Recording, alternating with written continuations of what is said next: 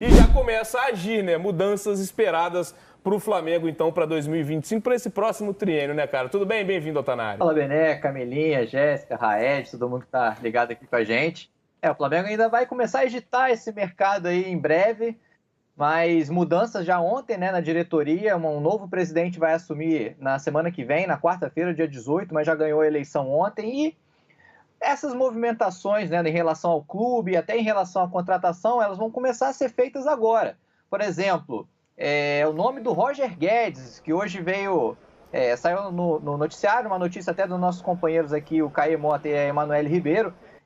Por exemplo, o Roger Guedes está sendo visto, né, como um nome à altura para substituir o Gabigol, né, por ser um jogador, primeiro, de personalidade forte, algo que o Gabigol também se caracterizou por ser no Flamengo, né, ao longo desses anos todos, e também por ter características que o Felipe Luiz prefere, quer ter no time dele. É um centroavante que faça essa função de 9, mas que quando o Pedro voltar também possa jogar junto com o Pedro. Então, é um nome, por exemplo, que já agrada, já teve primeiros contatos ali, mas obviamente não teve proposta. Isso ainda vai caminhar, né? Porque o BAP, que ganhou a eleição, ele vai reformular o departamento de futebol, vai esvaziar a função de vice-presidente, por exemplo, que hoje era feita pelos Marcos Braz, vai trazer um novo diretor técnico, que tudo leva a crer que vai ser o José Boto, um português que fez um ótimo trabalho, 10 anos de trabalho no Benfica, em Portugal, passou pelo Shakhtar Donetsk da Ucrânia também com sucesso, hoje está no time da Croácia, que eu nem me arrisco a dizer o nome do time, que é bem complicado, mas assim, tem currículo, já fez proposta também pelo JP Sampaio, né, o João Paulo Sampaio, que é coordenador da base do Palmeiras. Então, assim, aos poucos vai reestruturar todo esse departamento até para também atacar o mercado, que promete ser agitado aí nesse fim de ano rubro-negro. Você falou num nome, Noel, acho que essa é não sei se uma questão, mas talvez uma pergunta do torcedor nesse momento, porque sempre que vem uma chapa de oposição, né, naturalmente vem a gente imagina aquela sessão de mudanças, né, algumas mexidas, seja no departamento de futebol, como você trouxe, seja no time também, né, natural que no clube haja algum tipo de mudança quando vence uma chapa de oposição numa eleição. O Felipe Luiz está garantido, confirmado? Isso era algo já discutido antes da eleição? Porque como é que via o BAP o trabalho do Felipe Luiz e está assegurado? O treinador do Flamengo em 2025 com o BAP será também o Felipe Luiz? Então, Camilinha, isso foi até algo que causou polêmica na época que o Flamengo anuncia, né, que o Felipe Luiz vai ter um contrato até o fim de 2025. Na época já tinha esse clima pré-eleitoral e os candidatos chegaram a se manifestar que talvez isso não fosse ético, que a gestão iria sair. Mas, enfim, o Felipe Luiz fez um grande trabalho e isso foi elogiado pelos dois candidatos da oposição, né, que concorreram também ao pleito. Então, assim, o Felipe Luiz está com essa moral. O BAP ontem, quando vence a eleição e ele deixa o clube, porque ele não deu entrevista ontem, né? Ele fez só um pronunciamento, ganhou, fez um pronunciamento, mas não deu uma entrevista. Mas no trajeto de saída ali da Gávea, perguntam para ele sobre Felipe Luiz e ele só fala assim, não, tem contrato. Assim, deu a entender que também não vai mexer nisso, está satisfeito, mas obviamente ele está evitando se pronunciar porque ele vai deixar muito a cargo desse diretor técnico que vai chegar e vai ser reportar a ele. Então, assim, mas a tendência, pelo que ele diz, é que o Felipe Luiz siga no comando do clube, sim. E aí não tem muito o que mexer, né, Jéssica? Acho que muito pelo que o Felipe fez, né? Foi campeão com tão poucos jogos da Copa do Brasil. Teve uma reta final de Campeonato Brasileiro com um aproveitamento, né, entre os técnicos, pior apenas que o do Arthur Jorge, que foi campeão com o Botafogo. E é um cara que caiu nas graças, já estava nas graças da torcida como jogador e agora como técnico também. Acho que é uma mudança que seria surpreendente, pelo menos na minha visão, sim, até por não ter um nome certeiro no mercado, aquele nome que a gente olha e fala, olha, esse técnico está no mercado, é uma oportunidade boa para o Flamengo, pode chegar e pode agregar. Também não existe isso nesse momento, além dessa questão do Felipe Luiz ter realizado um bom fim de ano em 2024. Mas mesmo se afastando de toda a animação, de toda a empolgação da torcida, é racional manter o Felipe Luiz, né? Acho que a geração não pode ir pela onda do torcedor, mas se você olhar o que o Felipe Luiz está fazendo, racionalmente, ele merece continuar sendo o treinador do Flamengo, por diversas questões. Ele entendeu o DNA do Flamengo, ele está tentando imprimir essa marca, ele tem conseguido fazer o Flamengo jogar mais próximo do que a torcida quer ver o Flamengo jogar, e aí sim tem que se ouvir o torcedor, porque o torcedor ele entende bastante do que é a essência do clube. faz todo sentido isso, e ele tem conseguido prosperar mesmo com várias dificuldades, né, de elenco, inclusive. O Flamengo tem tido muitas lesões, ele não tem tido todos os jogadores à disposição.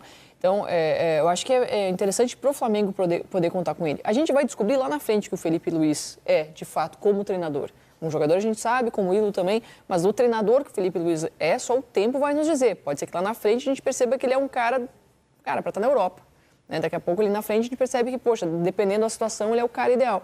A gente está falando de um início de carreira, o início né? de uma carreira. Por mais que seja um jogador com um nome, uma figura conhecida, como técnico, é uma pequeníssima parte da carreira do Felipe. De qualquer maneira, eu quero dizer que é uma aposta você continuar com ele, mas ele é o cara que vem dando certo. Então, nenhum argumento faria, sabe, me convenceria de tirar o Felipe Luiz, até porque o mercado não oferece muita coisa. Felipe é o cara que tem aparecido oferecendo algo de novo no futebol, que a gente tem sempre visto mais do mesmo recentemente. Então, ele é alguém que vem nessa nova geração oferecendo algo novo. Acho que isso tudo faz muito bem para o Flamengo. Me surpreenderia, desculpa, Camila, me surpreenderia demais se essa diretoria, falando que quer profissionalizar o departamento de futebol, tomasse qualquer decisão que não fosse com uma avaliação sensata sobre um trabalho que ainda vai ser sob a ótica deles, né?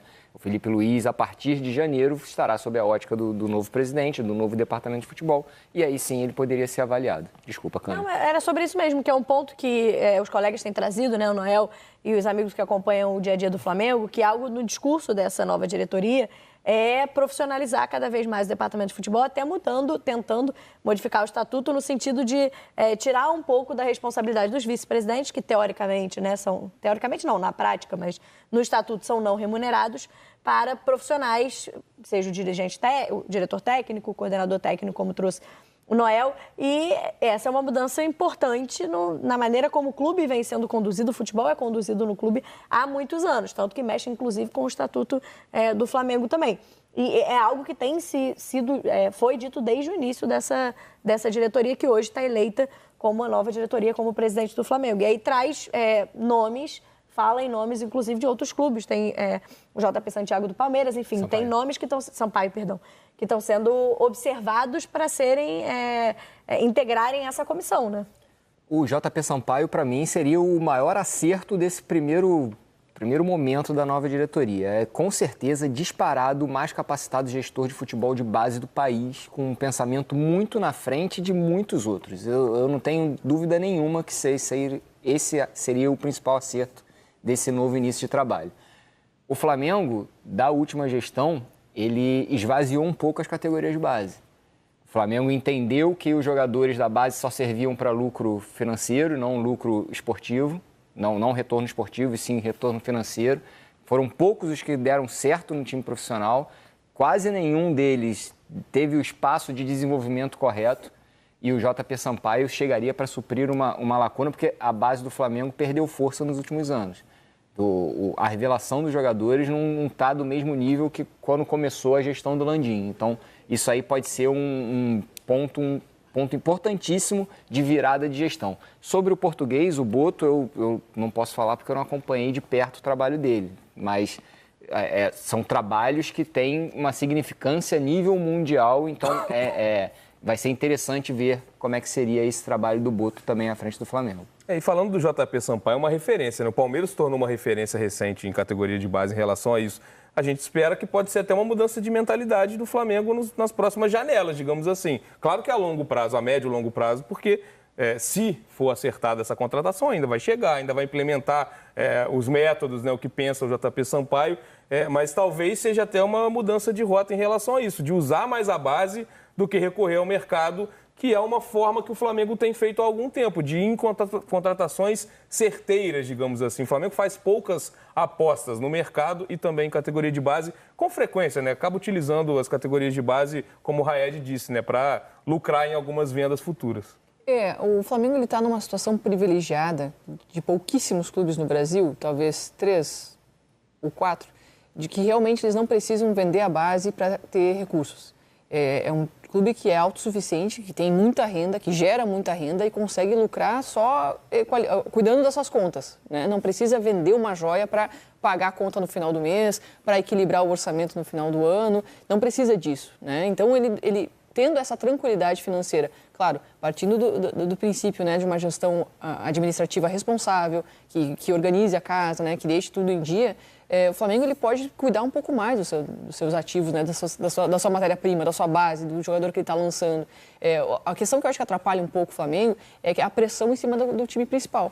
Então, é uma equipe que precisa sempre, além de jogar bem, além de vencer, além de ser campeã, dar show. E aí, quem vem da base, como que um jogador vai chegar da base e dar esse resultado imediato, um time em que a cobrança é muito elevada. Acho que esse é um desafio a ser trabalhado pelo profissional que estiver ali no Flamengo. E aí, Noel, você já trouxe, né, o primeiro nome do mercado a ser movimentado por essa nova diretoria. A gente viu nos últimos anos o Flamengo se tornou o clube que investe em medalhões, né? Normalmente, quando o Flamengo vai ao mercado, nos anos da gestão do Landim, foi ao mercado olhando grandes nomes conhecidos do futebol europeu, do futebol brasileiro, investiu sempre em contratações de medalhões. E a gente vendo esse primeira movimentação da nova diretoria, por enquanto o perfil parece ser o mesmo, né? Porque vai no nome do Roger Guedes. A princípio, a gente não tem um nome de jogadores que sejam observados pelos scouts, que talvez não estejam em destaque na grande mídia, né? Sim, Camilinha. Pelo menos a primeira impressão é essa, até porque o Roger Guedes é um jogador, de fato, um medalhão e chegaria para substituir outro medalhão, que é o Gabigol, né?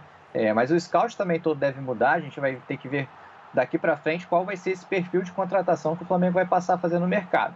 A gestão que vai deixar o clube tinha planos de só atacar menos o mercado nessa próxima janela, né? Só suprir as saídas. Por exemplo, o Gabigol vai sair e vai suprir o Gabigol. Se saísse mais um jogador, vai suprir, porque investiram muito na última janela, nas duas últimas, né? Nas duas janelas de 2024, e iam dar uma segurada. Apesar de que a diretoria previa investir 20 milhões de euros, que dá 120 e poucos milhões de reais, né? Tem que ver como é que vai ser esse cenário com o BAP, né? O BAP ainda vai sentar, ainda vai definir qual vai ser a diretoria, quem vai ficar à frente da pasta financeira. Mas, enfim, se a gente for partir do mesmo princípio, o BAP vai ter 20 milhões de euros para investir, que são 120 e poucos milhões de reais para investir na janela, mas vai só repor a perda ou vai atacar mais? Vai tentar reformular mais esse elenco? O próprio Roger Guedes, por exemplo, tem contrato no clube do Catar, né? Al Rayyan, se eu não me engano. Tem contrato lá até 2027. Então, assim, o Flamengo, se for trazer, vai ter que contratar ele, vai ter que investir um dinheiro ali. Tudo ainda é muito incipiente para a gente dizer. Obviamente, a gente está fazendo um exercício aqui. Mas em relação ao perfil que você me perguntou, eu acho que o Roger Guedes é um medalhão. A gente vai ter que ver as próximas, né? O perfil das próximas contratações. Eu tenho a sensação de que é um nome certeiro. Eu acho que o Roger Guedes já se provou em grandes clubes do futebol brasileiro. Foi campeão no Palmeiras, teve uma ótima passagem, por mais que seja curta, no Atlético Mineiro e mais recente no Corinthians. Eu vejo como um grande nome. O que vocês acham? É um nome interessante, mas eu acho que essa contratação que chega para suprir o Gabigol, ela é crucial nesse Flamengo. Acho que ela precisa ser feita com muita cautela, porque se Felipe Luiz imagina um jogador para ser um segundo atacante, para depois formar dupla com o Pedro, porque ele imagina uma lógica de jogo diferente da maioria dos treinadores no Brasil. Então, se é feito em cima do planejamento do Felipe Luiz, isso tem que pensar numa temporada inteira, que o Felipe Luiz fica a temporada toda no comando do Flamengo. Porque, eventualmente, se essa lógica de jogo ela muda e o Flamengo precisa desse jogador de referência para ser um substituto ao Pedro, o Pedro ele vai poder jogar lá por abril, maio, né? Então mais até. Mais até. Então, seja acho que o nome é segundo semestre. Vai ter uns 5, 6 meses de um Flamengo sem o Pedro. Então, o Felipe ele precisa trabalhar muito bem isso e o Flamengo tem que entender se esse jogador vai ser o de referência ou um segundo atacante. Porque aí, segundo atacante é um outro mapeamento de mercado, digamos assim, que o Flamengo vai ter que fazer. Por que eu digo isso? Porque nesse ano o Flamengo sentiu muita dificuldade a ausência desse substituto ao Pedro. O Gabi não estava jogando por uma lógica do Tite, mas por isso que eu digo, conforme a lógica do treinador, é um perfil de jogador. O Flamengo precisa ser criterioso, entender muito bem qual vai ser a característica desse jogador que chega. Para você, Raid. Assim, o time do Tite precisava de um atacante de referência. A única opção ao Pedro era o Carlinhos. Então, mas o Flamengo não é mais gerido pelo Tite. O Tite já passou, o time do Felipe Luiz respondeu com atacante de mobilidade. Eu acho que o Flamengo não precisa de outro atacante. Pensando que o time do Felipe Luiz joga com 4 jogadores avançados, usando uma palavra do dicionário português do futebol, né, dos treinadores portugueses, e levando em consideração que Gerson e Arrascaeta são titulares incontestáveis desse time, o Flamengo, teoricamente, teria 2 vagas para Michael, Bruno Henrique, Plata, a volta do Everton Cebolinha, a volta do Pedro, ainda tem Alcaraz, Matheus Gonçalves. Esqueci alguém? Acho que eu esqueci alguém. Porque Luiz Araújo? Luiz Araújo. Então, assim, necessitar não necessita. E eu não acho que o Roger Guedes seja um medalhão para suprir uma ausência de Gabigol. Assim, ele entende, o Felipe Luiz precisa de um jogador que consiga fazer o lado e por dentro. Esse jogador ele já tem no elenco, tem o Bruno Henrique, tem o Plata, tem o Luiz Araújo. Não sei se o Cebolinha responde a essa, vai jogar também por dentro, mas também tem o Michael. Então, assim, não acredito que o Roger Guedes seja um medalhão à altura de uma contratação nível Flamengo, mas é a opção da diretoria. Se a diretoria optar por investir nesse jogador, eu acho que o Flamengo tem outras carências. O Flamengo, por exemplo, ele tem como os 2 primeiros volantes titular, Pulgar e De La Cruz. Se saiu o Pulgar, joga o Everton Araújo, o menino da base, beleza. Saiu o De La Cruz, joga o Everton Araújo. Então o Flamengo precisa de um volante. O Flamengo não tem uma diferença muito grande entre o lateral direito titular e o lateral direito reserva. Então o Flamengo precisa de um lateral direito. Mas o time tem dinheiro, então o time pode trazer todo mundo. É isso, a gente vai seguir incomodando o Noel para saber do mercado durante esse período. 6 jogos, Noel, tamo junto, obrigado pela participação aqui no Tá Na Área, amigo. Valeu, pessoal, bom programa aí, um abraço. Para a gente encerrar, né, o tema do Flamengo aqui no Tá Na Área de hoje, vamos dar uma olhada num trecho da entrevista. O Gabigol, né, foi presença agora no podcast Pode Pá, participou ontem, falou sobre o futuro e disse que ainda não sabe qual será o seu novo clube. Eu fiquei surpreendido. Cara, não Te tem cravaram nada. no Cruzeiro, Não irmão. tem nada, mano. Não tem nada. Pode ser que aconteça? Pode ser. Pode ser, claro que aconteça. Mas é algo que eu vou começar a partir de amanhã a pensar, a conversar, a ver qual que é a melhor possibilidade pra mim. Esse tipo de notícia atrapalha, cara, o seu processo? Cara, eu acho que atrapalha o torcedor, né? Porque eu acho que em algum momento teve pessoas que acreditaram nisso, né? Pra caramba. Que acreditaram Quando nisso. crava, a galera tende a acreditar. Eu acreditei. Eu acreditei, depois que eu fui... Eu fiquei sabendo que depois, na final, quando eu falei que eu não ia ficar, tava lá embaixo, né? Gabigol acertado com o Cruzeiro. Foi no Eu mesmo fiquei dia. No mesmo dia, né? Aí, sei lá, vamos supor, acontece isso daqui a um mês, fala, tá vendo? Eu falei, mas é mentira. É mentira. Pode ser o Cruzeiro, pode ser o Santos, pode ser o Corinthians, pode ser o Fortaleza, pode ser o Bahia, eu não sei. Eu juro pra vocês que eu não sei. Mas a partir de amanhã, eu vou começar a pensar nisso. Seu celular tocou, né? Bastante. Tá tocando, graças a Deus. Eu queria viver esse momento com a torcida, com o time, assim, ó, eu achava que era importante. Eu não tenho nada assinado com ninguém, eu não tenho nada certo. Agora sim, eu acho que depois de hoje aqui do podcast, que era minha última, sei lá, agenda, amanhã eu vou começar a pensar nisso, a estudar o que eu vou fazer, se eu vou pra fora, se eu fico no Brasil. E eu quero ir pra algum lugar, como eu falei, mais uma vez, pra ser campeão. Tu já sabe, mano. Tem possibilidade de você ir pra Você fora já do sabe. Brasil? Já sabe. Tem possibilidade, mas como eu falei, Os caras de fora tá vindo jogar aqui, tá ligado, né? Mas, cara, vou te dizer uma coisa, a minha carreira toda foi feita no Brasil e eu não me arrependo mais nada, zero. É melhor ficar aqui brigando pra ser campeão do que ficar em 10º no inglês. Um bom ponto de vista, né? Acho que tem jogador que talvez discorde, prefira jogar a Premier League e terminar em 10º do que continuar no mercado brasileiro. Mas é um ponto, é uma opinião importante no atleta de futebol. Agora, é claro que o Gabigol não tem nada assinado, tanto é que nenhum clube anunciou ainda a contratação do Gabigol. Mas também é claro que ele já está pensando no futuro dele há muito tempo. Não começou a pensar ontem, porque o mercado dos clubes brasileiros já está pensando em 2025 há muito tempo, ou deveria. Os principais clubes do Brasil já estão pensando em contratações há muito tempo e certamente os empresários do Gabigol estão tomando conta disso. É algo, talvez, que pese muito nessa decisão deles serem times capazes, por exemplo, Jéssica, de disputar um título brasileiro, disputar títulos. Se essa será a decisão número 1 do Gabriel, os nomes que a gente está ouvindo, né, de sondagem, são nomes que disputam o título brasileiro, por exemplo, do ano que vem? Se ele vai escolher um clube que está disputando o título, eu acho que isso vai estar na ideia dele. Provavelmente o projeto de futebol, se o elenco vai ser competitivo, né, se ele, quem vai jogar com ele, acho que isso ele deve avaliar, sem dúvida alguma.